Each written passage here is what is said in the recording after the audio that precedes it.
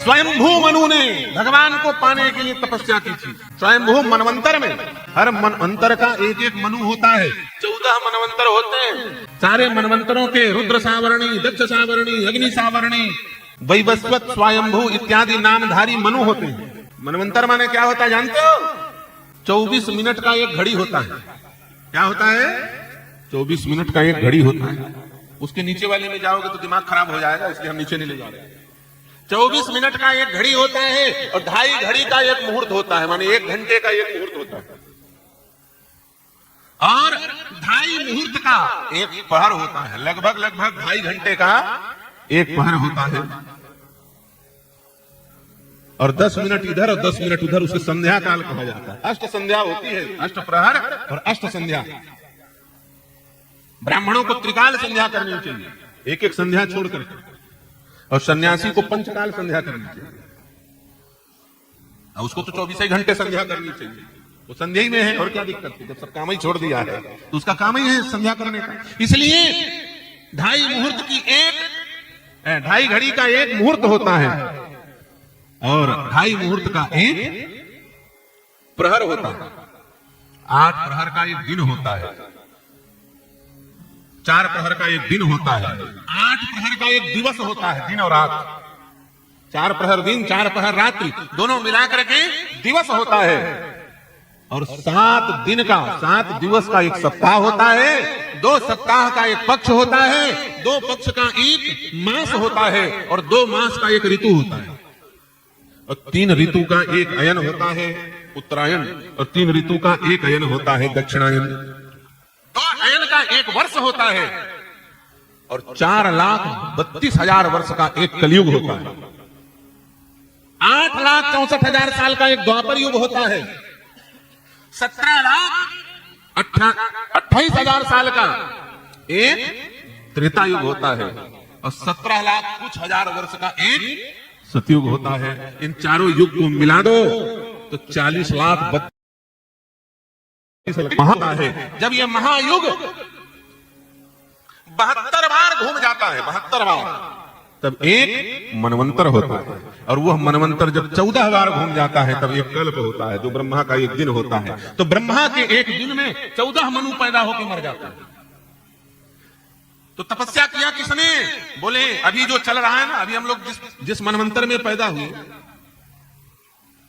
इस मनवंतर का नाम क्या है? पूजा कराओगे पंडित के द्वारा जाकर के, तो पंडित जी हाथ में कुशा लेके बोलते हैं अक्षत लो, जल लो, 1-8 रुपया, 2-4 10 रुपया मुद्रा ले लो, दक्षिणा ले लो, संकल्प करो हरि ओम विष्णु विष्णु विष्णु श्वेतवाराह कल्पे वैवस्वत मनवंतरे अष्टाविंशति कलियुगे कलि प्रथम चरणे बुद्धावतारे फलाना ढेकाना नदिया तीरे। है कि नहीं? इधर पैदा हुए, उधर हुए, इधर से तीरे, उधर से तीरे, आखिर 500-1100 रुपया दो। है कि नहीं? दक्षिणा का काम होता है। उसमें सारी जन्म कुंडली बता दी जाती है। क्या?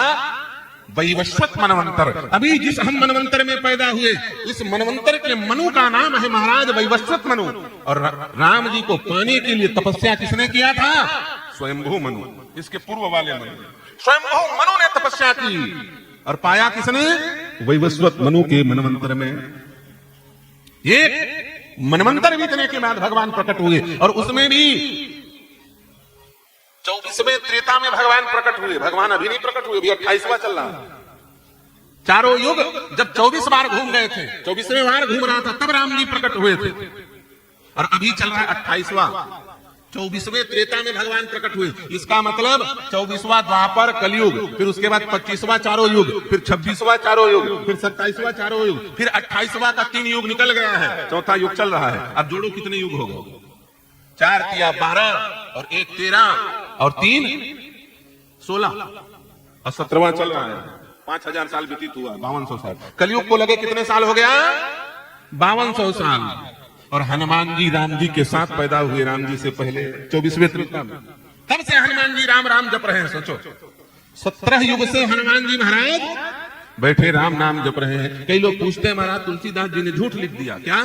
चारों युग परताप तुम्हारा है प्रसिद्ध जगत उजियारा। तुलसीदास जी कहते हैं हनुमान जी का जन्म तो हनुमान जी का प्रभाव तो चारों युग में है।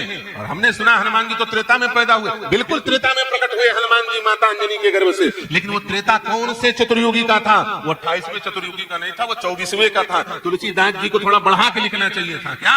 चारों युग परताप तुम्हारा, इसको सुधार देना चाहिए था। हनुमान जी का जन्म चारों युग नहीं, 17 युग परताप तुम्हारा है प्रसिद्ध जगत उजियारा। हनुमान जी का तो 17 युग से प्रभावित धरती पर व्याप्त है जी। हाँ, ऐसे हनुमान जी महाराज। खैर बीच बीच में बात इधर से उधर कूद जाती है, क्योंकि हनुमान जी की बात आए तो थोड़ा बानर स्वभाव प्रकट हो जाता है ना, इस डाल से उस डाल में कूद जाओ, प्रसंग को फिर भूल जाते हैं। लेकिन और आप लोग भी शांति सुनते रहते हो, मजा लेते रहते हो। अरे जाने दो महाराज जी जिधर जा रहा है, ट्रैक्टर किधरों घूमे, हमारे खेत में घूम रहा है, हमें क्या टेंशन। लेकिन जुताई तो हो ही रही है, ये सोचते हो आप लोग। तो भैया राम जी अभिमान होगा तो आपको नहीं, अपने बाप को नहीं मिलेंगे। भगवान राम जी दशरथ जी के पास आ नहीं रहे। और सोचो, मनु के रूप में 23,000 साल तपस्या करने वाले को भगवान नहीं मिल रहे थे, तो हम और आप एक अगरबत्ती नहीं जलाते तो क्या होगा? और दुनिया के लोग हमको भ्रमित करने में लगे हुए हैं। भारत में 400 साल के मुगल कार्यकाल में, 600 साल के मुगल कार्यकाल में गुलामी में, और 200 साल अंग्रेजों की गुलामी में, और 70 साल काले अंग्रेजों की गुलामी में हिंदुओं को इतना भ्रमित कर दिया गया है, पागल बना दिया गया है हिंदुओं को। हिंदू अपने ही भगवान पर संदेह पैदा करते हैं। लेकिन कबीरदास जी 24 घंटा राम नाम जपते थे, और आज कबीरपंथी बोलते हैं कि हम उस राम को नहीं मानते, हम उस राम को मानते।